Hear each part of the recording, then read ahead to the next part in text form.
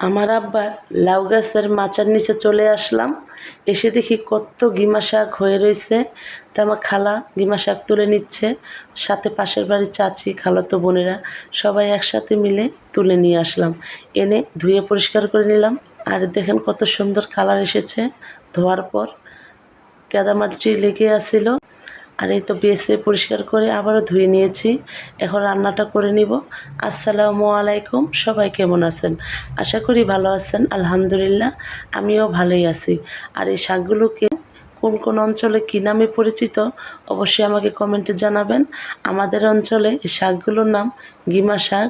আর এই শাকগুলো তেতো হয়, খেতে খুব মজা। এই তো আমি রান্না করে নিয়ে নিলাম, রান্নাটা হয়ে গেছে।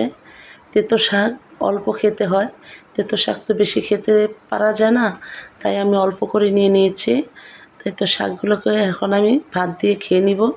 আর সবাই ভালো থাকবেন, সুস্থ থাকবেন।